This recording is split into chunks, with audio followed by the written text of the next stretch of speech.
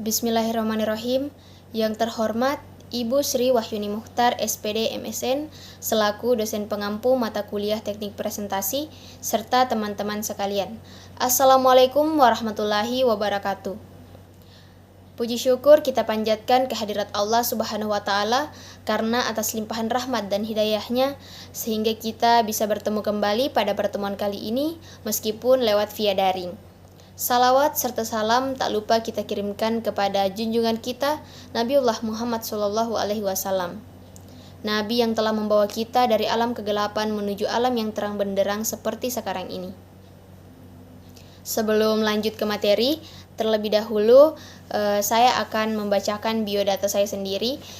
Yang pertama, nama Angga Yulita, NIM 210802500003, kelas Sentra Tasik A21, tempat tanggal lahir Pasaru 13 Juli 2003, asal Kabupaten Wajo, agama Islam, nomor telepon 0821 9239 9013. Pada materi kali ini, saya mengambil 4 pokok pembahasan. Yang pertama yaitu pengertian demokrasi, yang kedua sejarah demokrasi, yang ketiga bentuk demokrasi, dan yang keempat perkembangan demokrasi. Langsung saja kita masuk ke pokok pembahasan pertama, yakni pengertian demokrasi. Secara etimologis, demokrasi berasal dari kata Yunani, yaitu demokratia, yang terdiri dari 2 kata, demos yang berarti rakyat, kratos atau kratein yang berarti kedaulatan atau pemerintahan. Secara harfiah, demokrasi berarti suatu bentuk pemerintahan di mana kekuasaan atau kedaulatan ada di tangan rakyat.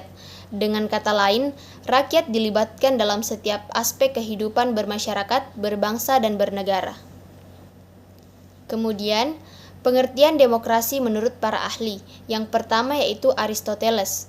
Demokrasi adalah negara kebebasan karena melalui kebebasanlah setiap warga negara bisa saling berbagi kekuasaan di dalamnya. Kemudian yang kedua, Muhammad Hatta. Demokrasi sebagai sebuah pergeseran dan pergantian kedaulatan raja menjadi kedaulatan rakyat. Kemudian lanjut ke pokok pembahasan kedua, yakni sejarah demokrasi di Indonesia. Yang pertama yaitu penerapan demokrasi parlementer tahun 1950 sampai dengan 1959.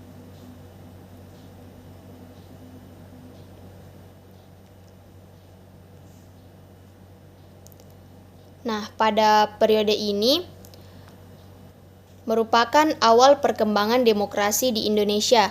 Namun sayangnya demokrasi pada periode ini tidak mempunyai modal yang cukup, entah dalam teori, konsep, maupun praktiknya. Demokrasi pada periode ini hanya menjadi pemersatu, alat gabungan antar suku dan agama yang beragam di Indonesia.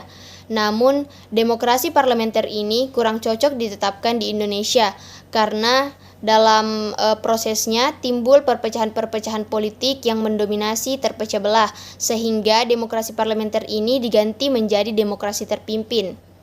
Nah, yang kedua yaitu demokrasi terpimpin atau Orde Lama pada tahun 1959 sampai tahun 1965.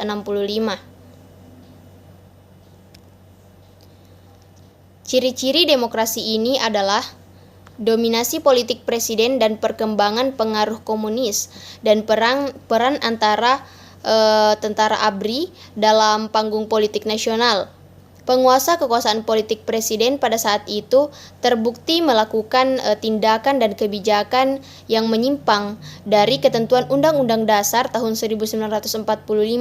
Misalnya pada tahun 1960, Presiden Soekarno membubarkan DPR, padahal dalam hal ini Presiden tidak memiliki wewenang. Namun sejak tahun 1959 diberlakukannya dekret Presiden. Setelah itu banyak penyimpangan konstitusi oleh Presiden atas dasar dominasi kekuasaan politik Presiden. Akhir dari demokrasi terpimpin yang berakibat pada perseteruan politik ideologis antara PKI dan TNI adalah peristiwa berdarah yang dikenal dengan G30 SPKI. Kemudian lanjut ke Demokrasi yang ketiga yaitu demokrasi Pancasila atau Orde Baru tahun 1965 sampai dengan tahun 1998. Periode ini ada di saat masa pemerintahan Presiden Soeharto yang disebut dengan masa Orde Baru. Sebutan Orde Baru merupakan kritik terhadap periode sebelumnya yaitu Orde Lama. Demokrasi Pancasila pada periode ini secara garis besar menawarkan 3 komponen demokrasi. Yang pertama, penegakan kembali asas-asas negara hukum dan kepastian hukum. Yang kedua, mengutamakan kehidupan yang layak bagi semua warga negara. Yang ketiga, pengakuan dan perlindungan HAM, peradilan yang bebas dan tidak memihak.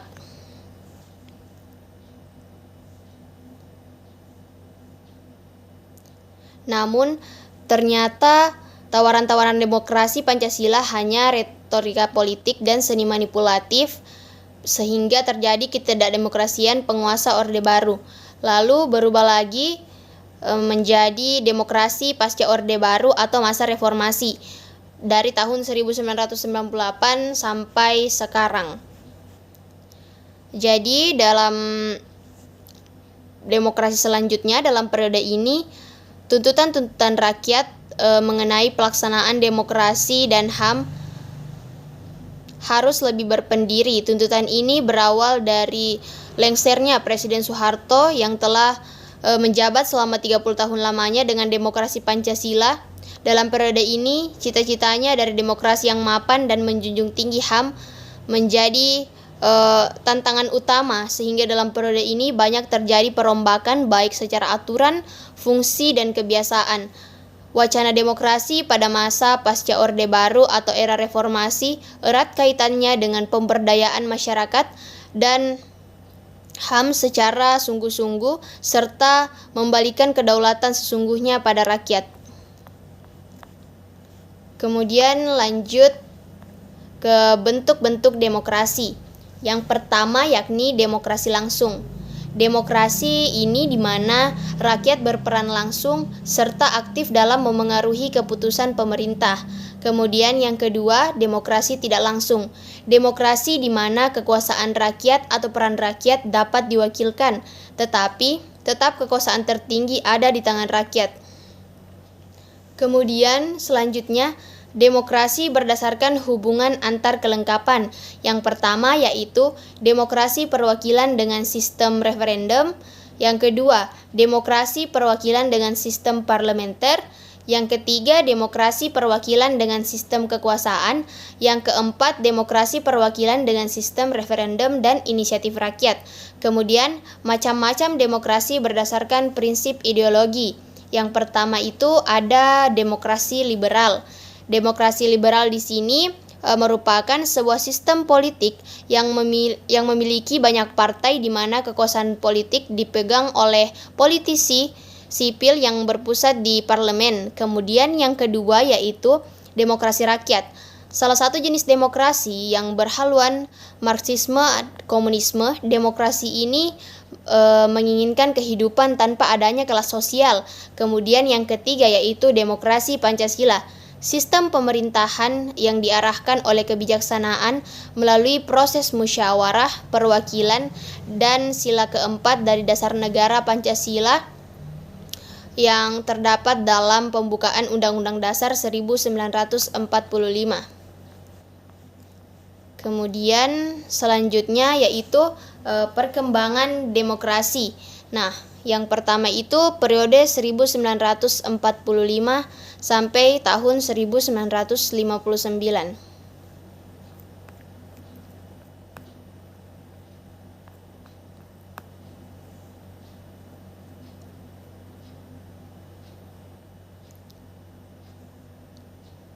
Nah, Di sini berlaku demokrasi parlementer. Demokrasi parlementer ini dimulai ketika Indonesia resmi menjadi negara yang merdeka hingga berakhir di tahun 1959. Demokrasi parlementer adalah sistem demokrasi yang menempatkan parlemen sebagai bagian fundamental di pemerintahan. Akan tetapi, konsep demokrasi ini dianggap kurang cocok untuk Indonesia. Lemahnya budaya demokrasi untuk mempraktikkan demokrasi model barat ini telah memberi peluang sangat besar kepada partai-partai politik mendominasi kehidupan sosial politik. Pada masa ini pula digelar pemilu pertama pada tahun 1955. Pemilu tahun 1955 mendapat pujian dari berbagai pihak, termasuk dari negara-negara asing. Pemilu ini diikuti oleh lebih 30 partai politik dan lebih dari 100 daftar kumpulan dan calon perorangan.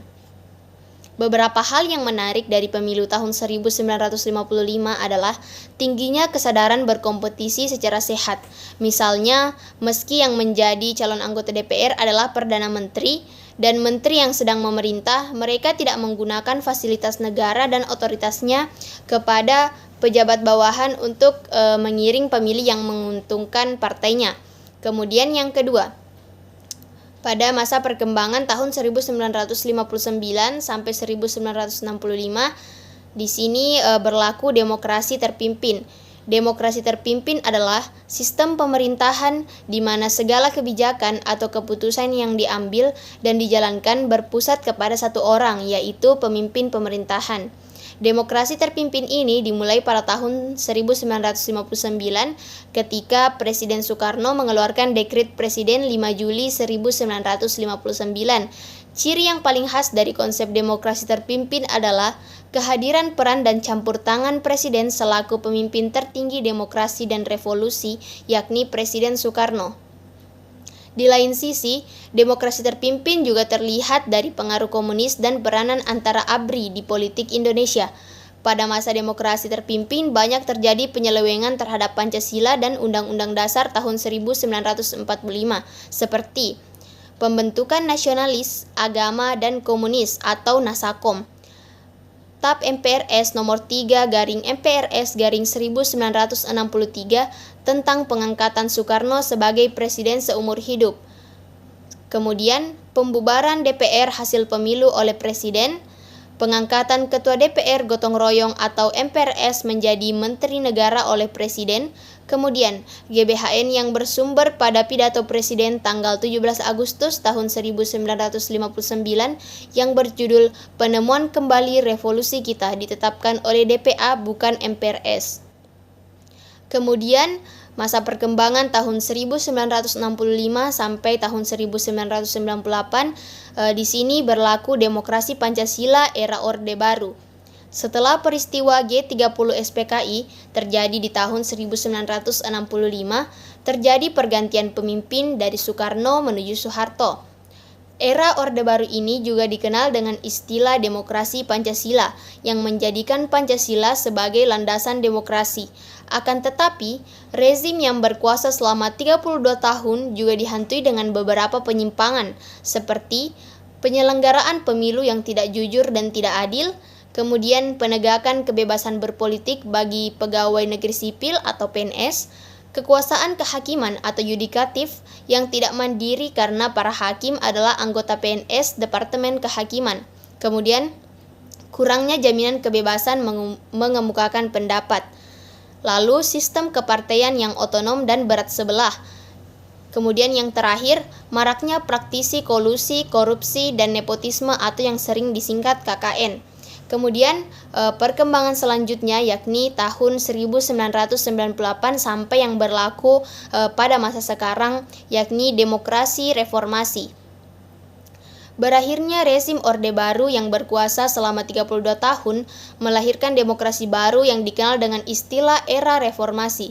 Era reformasi adalah fase demokrasi yang kembali ke prinsip dasar demokrasi, seperti yang pertama itu adanya pemilu secara langsung, kemudian yang kedua kebebasan pers, kemudian yang ketiga desentralisasi, dan yang keempat hak-hak dasar warga negara lebih terjamin, dan yang kelima rekrutmen politik yang inklusif. Nah, jadi itulah materi dari saya tentang demokrasi di Indonesia.